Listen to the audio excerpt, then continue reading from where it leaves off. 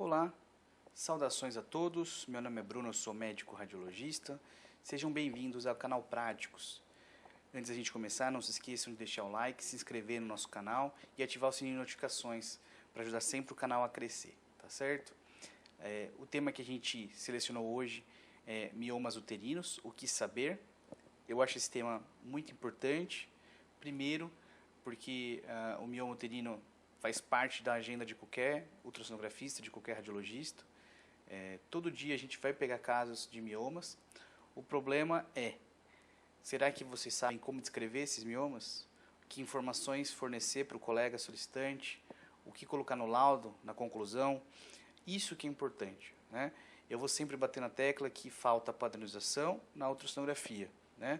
Não existe uma forma incorreta, isso é verdade, porém, a falta de padronização faz com que o método caia o seu valor, né? A gente tem que padronizar, é fácil, tem estudo, vamos se basear nossas atitudes, nossos laudos na evidência, tá certo? Antes da gente começar a ver a parte prática, que eu trouxe alguns casinhos para ilustrar a parte conceitual, né? Vamos entender por que estudar esse tema, né? Lembrar que o leiomioma, ele é o tumor benigno mais frequente do trato genital feminino, tá certo? Existem aí inconsistências na questão da estatística, de quão frequente, qual é a prevalência da doença. Primeiro, porque existem vários fatores, né? E segundo, que as populações são muito heterogêneas, tá certo?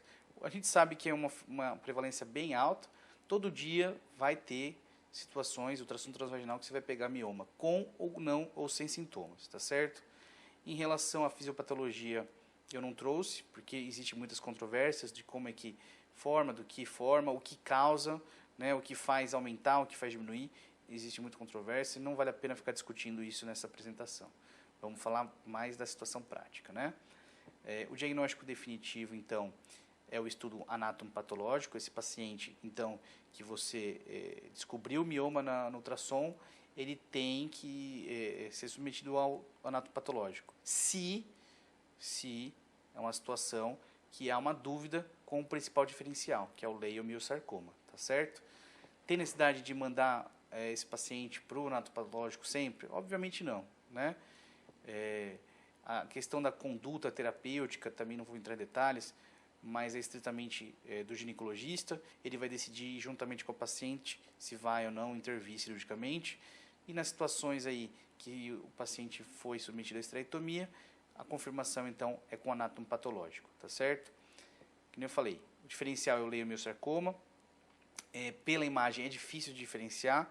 Normalmente o leiomiosarcoma ele é mais heterogêneo, ele tem um aspecto mais infiltrativo, ele costuma ter mais fluxo ao estudo Doppler, né? E ele está presente aí em pelo menos 0,2 a 0,7% dos casos, tá bom? Lembrar que o mioma usual, o mioma comum, o mioma normal que a gente está acostumado a ver, ele costuma ser ou hipo ou isoecogênico, ele costuma ser então pretinho ou ter a mesma ecogenicidade do parênquima. E ele costuma ser bem regular, costuma ser bem definido, é fácil identificar, qualquer um consegue fazer isso, né? A questão realmente é saber descrever, né? O método transvaginal ele tem uma sensibilidade altíssima, de 95% a 100%, sendo o padrão ouro para o diagnóstico de leimiomas, tá bom? Bom, como eu falei, existe uma padronização técnica, existem estudos, existe uma recomendação, né? Qual é a recomendação? Que o paciente que foi solicitado ultrassom transvaginal, a gente realize por via abdominal, pelo menos antes de fazer o transvaginal. Então, o paciente tem que encher a bexiga, fazer o pélvico abdominal e depois o transvaginal. Puxa, isso aí é inviável, né? Agenda corrida, às vezes, muito paciente marcado, dá para fazer isso? Não. O que vale a pena fazer, o que eu faço na prática, tá certo? Eu começo o exame por via transvaginal, até porque a maioria das vezes o paciente não tem queixa, não é para investigação de mioma. Comece por via transvaginal, avalie o útero. Se eu detectar um útero que tem dimensões aí preservadas ou que tenha menos que 350 ml, aí eu finalizo o exame por via transvaginal. Se esse útero deu aumentado, com mais que 350 ml, provavelmente eu subestimei as medidas, então eu vou para a via pélvica, tá certo? Ou seja, útero grande, faça um pélvico abdominal, complementem o estudo. Não deixe de fazer isso, porque vai comer bola. Deve ter um mioma grandão lá atrás, você não está vendo. Tem que fazer pélvico abdominal nas situações que o mioma é grande. Do contrário, não tem necessidade mesmo, né? Lembrar que o leiomioma ele é um tumor bem vascularizado, tá certo? E eles podem ter baixa impedância vascular, um IR menor que 0,50, tá? Então, o fato de você encontrar um IR menor que 0,50 não fala a favor de malignidade. Vale a pena estudar a morfologia da lesão, fazer um controle evolutivo, ver se está crescendo rápido, ver se está mudando o formato, enfim, fazer uma avaliação evolutiva, tá? Para diferenciar com um leiosarcoma, por exemplo, né? Os leiomiomas costumam ter, então, um padrão de vascularização que pode ser periférico e circular, mas também pode haver uma circulação central, tá certo? Diferente da adenomiose, por exemplo, né? A adenomiose, além da configuração dela, né, da ecogenicidade que costuma ser diferente, né, que costuma ser mais ecogênica, os vasos eles obedecem a uma distribuição anatômica, tá bom? Bom, em relação à padronização que eu falei, né, em 2015 foi publicado então um consenso que pegou a experiência então de experts em ultrassonografia ginecológica. Eles chamaram de Grupo Musa, né? E esse Grupo Musa nada mais fez do que pegou os descritores, avaliou as informações que devem conter num laudo de ultrassom transvaginal. Simples. A verdade é, boa parte do que foi falado, do que foi recomendado, a gente faz no dia a dia, né? O que a gente não costuma fazer é na parte de descrição de lesão. E é aí que eu quero que vocês reforcem um pouquinho mais as ideias que eu vou propor para vocês, tá bom? Obviamente, os autores propuseram, então, uma parte mais detalhada para pesquisa clínica, para estudo científico, e também propuseram umas informações para uso prático do dia a dia, tá certo? O que o Grupo Musa recomendou? Olha lá, vê se não é o que vocês já fazem. Fazer, então, uma medida do volume uterino, que são as 3 medidas que a gente já faz, incluindo a medida do colo uterino. Existem situações, mas isso para a parte mais acadêmica, que a gente pode medir apenas o corpo uterino, excluindo o colo, nas situações que a gente quer avaliar, então, uma adenomiose, né? Agora, contorno de serosa, se o útero é regular ou lobulado, faz parte. A maioria das máscaras de laudo faz parte. Parede miometrial, se ela é simétrica ou assimétrica. Às vezes falta isso aqui nas máscaras dos laudos, nos corpos do laudo, mas é uma informação importante, porque se a parede posterior é maior que a anterior, você pode até não ter identificado lesão, mas pode ter uma adenomiose ali, né? A ecotextura miometrial faz parte da maioria do corpus laudo. Zona juncional, de fato, não faz parte e também não costuma fazer parte da rotina, né? Quando que a gente vai fazer menção a isso no laudo? Quando a gente está querendo investigar uma adenomiose, uma endometriose. Nessas situações de pesquisa de infertilidade, de metrorragia, aí beleza, vale a pena fazer um detalhamento um pouquinho maior, né? Tentar focar na zona juncional. Embora a zona juncional seja melhor avaliada pelo ultrassom 3D, tá bom? E as lesões miometriais? Aqui que falta informação, falta muito de informação e eu vou perder um pouquinho mais de tempo, tá? As lesões miometriais, então, elas podem ser localizadas ou difusas, certo? Na situação da adenomiose, por exemplo, são vários foquinhos ecogênicos esparsos, né? Elas podem ser bem definidas ou mal definidas, no caso dos miomas, bem definidos, no caso da adenomiose, mais uma vez, mal definida.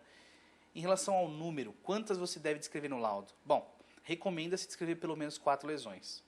Vamos supor que o útero é bem aumentado e tem 10 miomas, pelo menos. Você coloca múltiplos nódulos uterinos, vírgula, ao menos 10, vírgula, os maiores assim distribuídos. Aí você coloca as características que a gente vai falar na sequência. Medir 3 diâmetros, não se esquecer, porque tem muita gente que mede só um eixo do mioma, não serve essa informação, porque o mioma pode ser mais alongado. Lembrar de colocar a localização, obviamente. Classificação FIGO, vou falar na sequência, bem legal essa classificação, bem ilustrativa, muito fácil. Se tem ou não tem artefato acústico, se tem áreas císticas, para pensar em degeneração cística ou pensar em outras etiologias. E aqui essa parte de avaliação de fertilidade, de metrorragia, que seria a investigação de endometriose. Se tem ilhas hiperecogênicas ou se tem linhas e botões hiperecogênicos subendometriais, tá certo?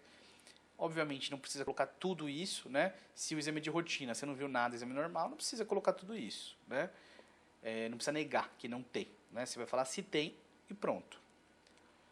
Bom, e o que eu falei da vascularização? Em todo ultrassom, se lembrar que o médico tem que pedir com Doppler. Se o médico pediu com Doppler, você vai poder colocar isso no laudo, tá certo? Sobre a vascularização. E se o médico não pediu? Bom, se o médico não pediu, fica a seu critério. Obrigatório não é, né? Mas é importante colocar essa informação, porque existem tumores que simulam, lesões císticas que simulam massas sólidas, e é apenas com Doppler que a gente consegue diferenciar, tá certo? Em relação à classificação FIGO, que nem eu falei, estudo de 2011, é um estudo muito bom, bem escrito, bastante informação, mas aqui está resumão para ficar fácil, tá certo? Existe uma classificação dos miomas, acho que todos sabem, né, que o mioma ele pode ser intramural, subseroso ou submucoso, todos sabem. O fato é, será que sabem como descrever? Né? Quais informações precisam desse mioma? Aqui que a gente vai conversar agora. Olha lá, aqui é o esqueminha dessa classificação, tá? A classificação é legal, é importante, vale a pena. Se não lembrar da classificação, não tem problema, mas pelo menos usar esses descritores. Essa que é a ideia, tá certo? Vamos lá. De dentro para fora. O mioma 0 é o mioma que ele está intracavitário, ele está pediculado, tá certo? No ultrassom, a gente vai ver na prática isso daí, mas vai ser um nódulo bem definido dentro da cavidade endometrial. 1 e 2 são os submucosos, e aí a gente vai falar quantos por cento está intramural. Situação 1, obviamente, pouquinho, deve ter uns 25% intramural. Então a gente vai colocar menos de 50% intramural. E o 2, uns 75% intramural, mais de 50% intramural. O 3, ele é intramural, tangenciando o endométrio. Aqui fica um adendo. Eu vou mostrar isso na prática, vocês vão ver que às vezes confunde. O mioma, às vezes ele tem um efeito expansivo no miométrio, tá certo? O que ele vai fazer? Ele pode deslocar a cavidade endometrial, abaular o endométrio e às vezes, dependendo da situação, ele pode simular um mioma submucoso, tá? Tomar muito cuidado com isso, não confundir, porque a terapêutica é diferente, tá bom? Sendo o mioma intramural, o 4, né, que não tangencia o endométrio, informação importante que a gente tem que dar, ó, a distância até a serosa e a distância até a cavidade endometrial. É importante a gente dar essas informações, também vai interferir na terapêutica, tá bom? O subseroso também, mesma coisa que o intramural, a gente vai falar quantos por cento ele é intramural, mesma coisa que o submucoso, né? Então esse aqui, ele é mais 50%, é o tipo 5, menos 50% é o tipo 6. E existe a situação, então, que vai ser o misto, né, o híbrido, ele vai pegar todo o miométrio, desde a mucosa até a serosa, tá certo? E situações especiais aí, outras situações, por exemplo, o mioma, que ele é do canal, é do útero, do colo uterino, tá certo? E o 7 aqui, acabei de ir pulando, ele é o subseroso, mas ele tem apenas um pedículozinho. A gente vê uma areazinha separando eles, né? Ele já é completamente exteriorizado, mas tem uma área que liga os dois, o útero ao mioma. Então, só para reforçar aqui, não esquecer que no mioma subseroso, a gente tem que falar sobre a localização, medir 3 vezes, falar sobre o grau de penetração. O intramural, localização, medir 3 vezes e a distância até a cavidade uterina e serosa. E o submucoso, mesma coisa que o subseroso. Vale a pena reforçar. Média distância até a cavidade, média distância de serosa. Não vai demorar tanto tempo para fazer isso e vai ajudar os colegas, tá bom? Vamos colocar na prática a classificação de FIGO, vocês vão ver que é bem fácil de entender, tá? O que a gente vê? Um útero na longitudinal e um nódulozinho aqui, né? Um nódulo, nessa situação, ele é isoecogênico, de contornos regulares e bem definidos. Vamos circular, né? Ele está abaulando a cavidade endometrial, ele está distando tantos centímetros da cavidade, tantos centímetros da serosa. Ele é um mioma intramural, ele é um mioma tipo 4 ou tipo 3 nessa situação que está tangenciando o endométrio, né? Tipo 3 pela classificação de FIGO, tá bom? Precisa classificar sempre? Não, mas ajuda. Pelo menos, enquanto não tiver decorado essa classificação, vai olhando a tabela. Vamos lá. Mais uma situação, olha só. Aqui é um ultrassom transvaginal longitudinal, mas aqui a gente usou uma técnica chamada histerossonografia, né? Foi introduzido pelo colo uterino, o soro fisiológico, para distender a cavidade, tá certo? Porque havia um mioma, que ele era intramural, né? Vamos circular ele.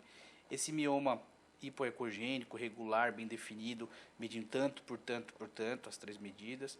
Ele estava abaulando a cavidade endometrial, tá certo? Então ele abaulava a cavidade endometrial, ele não era submucoso. Muda totalmente a terapêutica. Se a gente for pensar na classificação FIGO, ele é do tipo híbrido, né? Que ele pegava toda essa região aqui, 2,5, tá certo? Isso é importante, tá bom? Aqui, útero na transversal. Eu sei que está na transversal. Olha aqui a bexiga, como está na transversal também.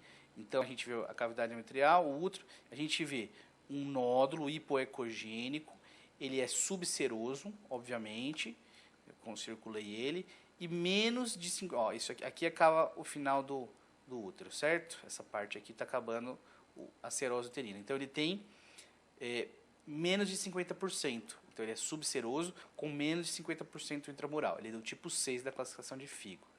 Olha só, uma outra situação de um nódulo hipoecogênico. A gente vê um pedículozinho que segura. Na verdade, esse pedículo é até um pouquinho largo, né? Mas ele é um subseroso pediculado. É tipo 7 da classificação de FIGO. Tá certo? E aqui, a gente vê o endométrio está espessado, heterogêneo, contendo um nódulo hipoecogênico, de contornos regulares e bem definidos, medindo tanto por tanto por tanto. Esse aqui é um mioma submucoso, tá certo? O ideal é que a gente fale em que parede que a gente está vendo. Nessa situação não dá para ver. Se tivesse feito uma histerossonografia, distendida a cavidade com soro fisiológico, a gente poderia até avaliar onde que está, em que parede está aderida. Nessa situação aqui a gente não consegue ver mioma submucoso, né? Ele não tem nenhum componente, então, olha lá, circulei, ele não tem nenhum componente, ele tem menos 50% intramural, é o tipo 1 da classificação, tá certo? Se ele é intracavitário pediculado, eu posso dizer isso aqui nesse ultrassom? Não dá para dizer, não dá para diferenciar, tá? Só para finalizar, também não vou ficar entrando em detalhes para não estender a apresentação, tá? Mas lembrar que o mioma pode sofrer algumas degenerações, né? Ele normalmente é hipoecogênico ou isoecogênico e homogêneo, discretamente heterogêneo. Mas ele pode degenerar. Ele pode ter áreas císticas, ele às vezes pode virar um cistão, ele pode ter uma degeneração vermelha, ter sangramento, pode ter uma degeneração gordurosa, ficar mais branquinho, que nem a gordura mesmo, calcificar e formar uma sombrona acústica, né? Todas essas possibilidades, virar sarcoma, a gente já falou sobre isso, todas essas possibilidades podem acontecer, tá certo? É importante, então, fazer o controle evolutivo, pegar exames anteriores, para poder ter certeza que a gente está diante de um mioma com degeneração. Porque quando o mioma é normal, beleza, pretinho, hipoecogênico, legal. Agora, se o mioma degenerou, ou a gente tem acesso à informação de exames anteriores, ou a gente deixa descritivo e manda para o colega raciocinar, tá certo? Gostaria de agradecer. Não esqueçam de curtir, de se inscrever no canal, ativar o sininho de notificações e qualquer dúvida, manda um e-mail para a gente. Estou à disposição aí para discutir os casos, tá bom? Mais uma vez, muito obrigado.